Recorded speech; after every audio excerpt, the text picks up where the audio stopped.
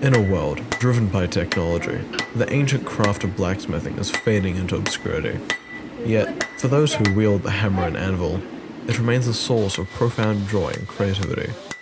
Join us as we explore the art of blacksmithing, a timeless tradition on the brink of becoming a lost art.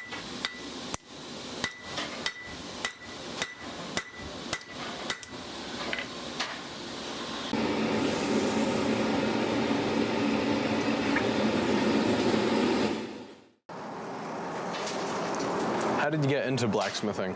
Have you always been interested, or was there a specific event that sparked your passion?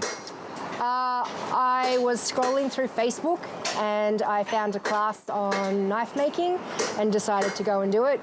And then I attended a couple other classes, found it was fun, and then I was told about the club, so joined the club, and I do it every other week now. How's the new shop you opened? Have you had any success in doing so? I've had success beyond anything I could have dreamed, yet none of it was from the places where I thought it would come from.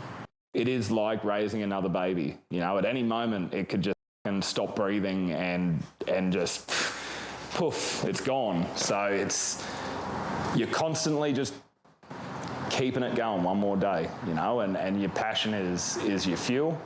And if you're not passionate about what the business is trying to achieve, then the business will never succeed, because you don't get paid a lot, if anything, most times. So a lot of it is just love work.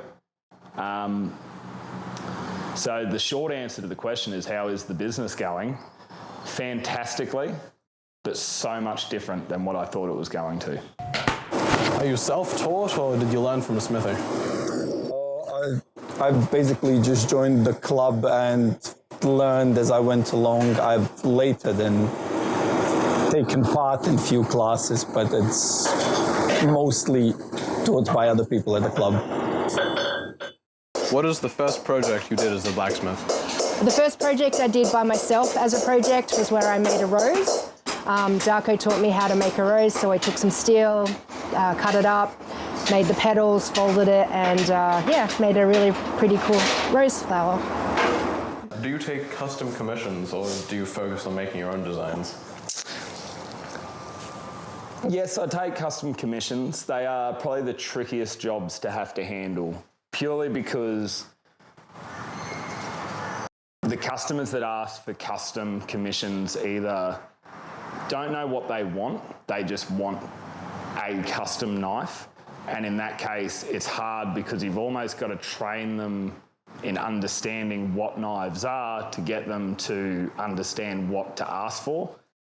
But then there's an element of, do you trust me to just make you something you'll love, with a risk of, well, what if I put all this work into it and you decide that's not actually what you wanted, you know? So customs they're something I like to do, but they're definitely not a big part of the business because of how much mental space they take up.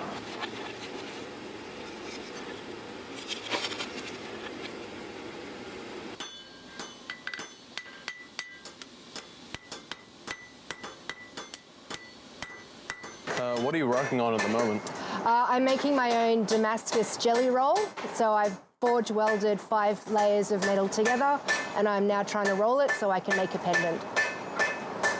What tools do you use? Do you have any favorites? A hammer. I try to shape stuff with the hammer as much as I can. So hammer, I've made few punches and chisels to create eyes for stuff. But it's like the beauty of blacksmithing, all you really need is a hammer. I actually prefer, I think they call it an engineer's hammer here, but it's a German sort of straight peen. As the sun sets on the forge, the warm glow of molten metal symbolizes the enduring spirit of blacksmithing. Though overshadowed by modern practices, this ancient craft thrives in the hearts of artisans who breathe new life into iron and steel. With each strike of the hammer, they keep the tradition alive, ensuring that the echoes of this timeless art resonate for generations to come. The fire may flicker, but the passion for blacksmithing will never fade.